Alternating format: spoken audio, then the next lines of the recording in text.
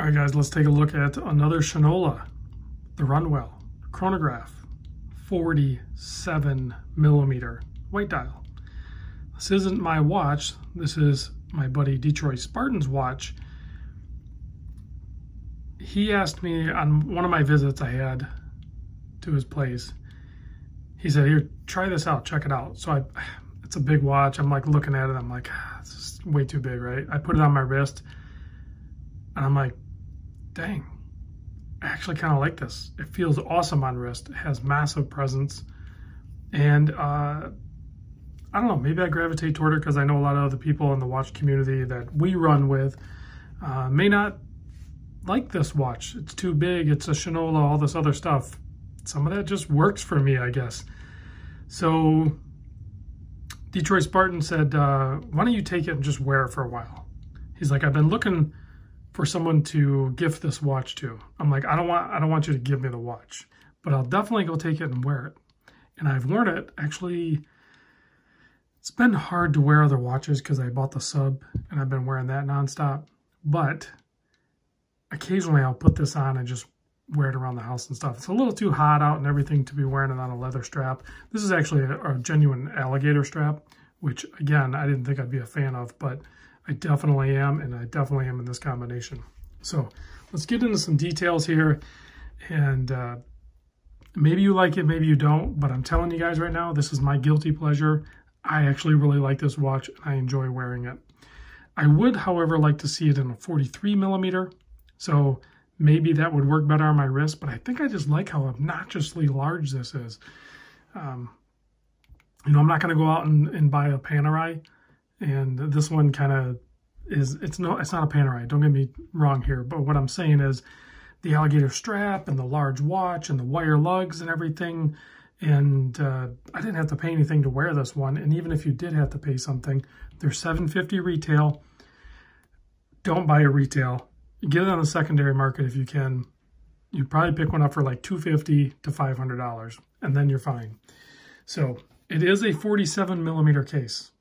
And you can see, I mean, you're basically looking at a wall clock here that they put some wire lugs on. So it's 47 mil almost in all directions, except for the lug to lug, if you will, is like a 51.5. But because they're wire lugs and they're so short, it kind of has like that Seiko tuna effect too, where it's just pretty much you're dealing with what you have there, and it's not that big of a deal. It doesn't really present large on wrist, any larger on wrist than the 47 already indicates. 12 millimeter thick, but that's including the domed sapphire crystal. 24 millimeter lug width. That's critical. I think on these larger watches, whether it's this one or any other brand, that's where you want those 24 millimeter lug widths, and you want a really nice, high quality strap like this one or something similar that is going to hold its shape really good and it's just going to plant the watch on your wrist. 7.5 millimeter crown. And this guy weighs in at 106 grams in its current configuration. So let's take some close-ups here.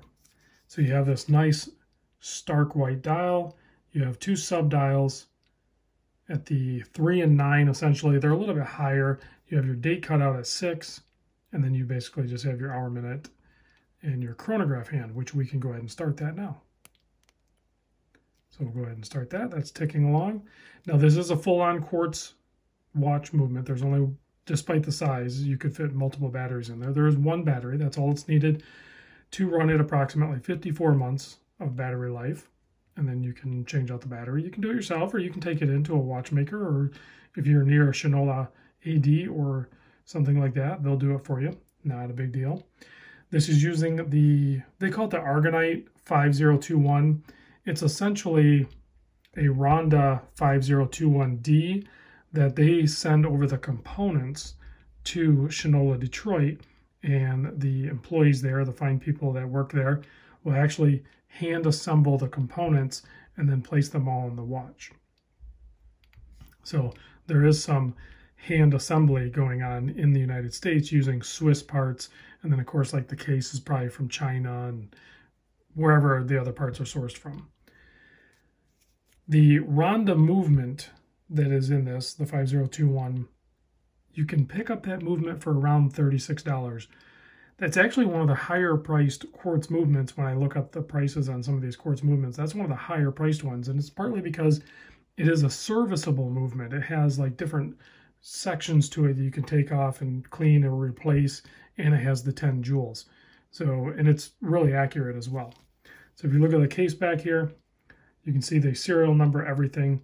It says built in Detroit, USA movement with Swiss parts, meaning that it becomes a USA movement based on the fact that they bought Swiss parts, brought it to the US, built the movement in the US with Swiss parts, and then assembled it into the watch. So you have to be careful with words. Words mean things, right? So you have to be careful on how you say all that. So it kind of has like this little plaque here that looks like it's like riveted on, but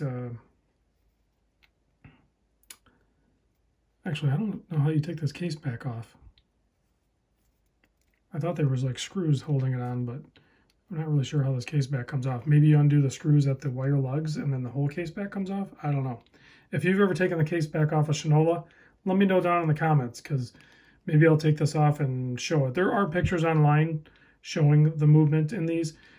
These ones like this with the chronograph, which has a little bit larger quartz movement, is going to have like a plastic retainer, and then the three-handed Shinola watches are a much smaller movement that you would expect with a quartz movement, and there's just much more plastic for the housing holding the movement. Not a big deal. That's standard procedure. There's a lot higher end brands out there that are using plastic retention in their automatic movements, let alone their quartz movements. So if you stop the chronograph, and you notice too, it's like pretty much hitting all the ticks on the chronograph hand too. That's nice. And then you reset it.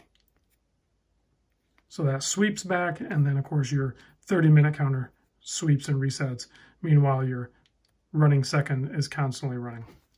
I like the Shinola lightning bolts and everything like that too. This isn't the only Shinola that I have with me right now. I also have a Burton limited edition Duck series, and who knows, I might pick up more. You know, is it a big watch? Guys, it's 47 by 51.5. There's no hiding that. Quite frankly, I've embraced it.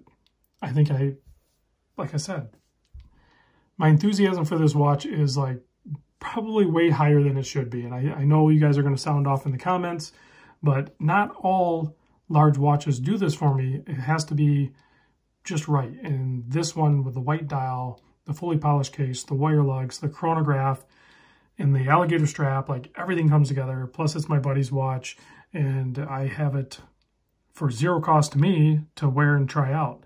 Would I buy one? I don't know. Maybe. We'll see over time. We'll see. I could see buying more Shinola for sure. All right, guys, thanks for watching. Oh, I better give you the loom shot.